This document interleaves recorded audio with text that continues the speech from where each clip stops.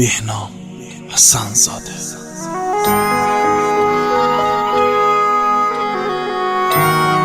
سجاد احمدی.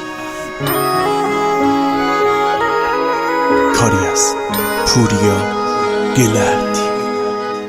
دوتا چشمی شاد خیره به دیوار، خواب و بیداری در من، شش نکرده چار خرابه میخواد، تگ و تنهایی در من. ای بی معرفت نیتی سفر، دل بمردی، یه خوب پشت سر بردی بی خبر، عشق منم ببردی. دل دیگه بمیرم. این حرف از من همیشه دار، بیگناه نشون پایدار، عاشقی دیگه گناه نیه، دوست داشت متر دیوونه با. این حرف از من همیشه دار، بیگناه نشون پایدار، عاشقی دیگه گناه نیه، دوست داشت متر دیوونه با.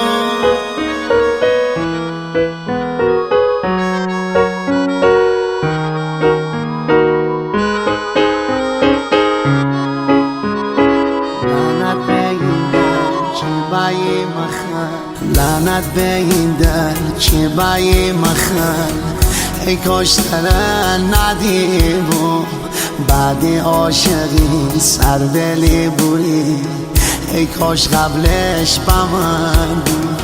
دنیای من بی تو ماه من بی، دیگه آروم نبومم، دیگه این سینه قلب پرکینه، سا مجنون نبودم. این حرف از من همیشه دار، بیگناه نشون پایدار، عاشقی دیگه گناه نیه، دوست داشت متر دیوونه با. این حرف از من همیشه دار، بیگناه نشون پایدار، عاشقی دیگه گناه نیه، دوست داشت متر دیوونه با. استدیو بارون. این حرف از من همیشه دار، بیگناه نشون پایدار، عاشقی دیگه گناه نیه، دوست داشت متر دیوونه با.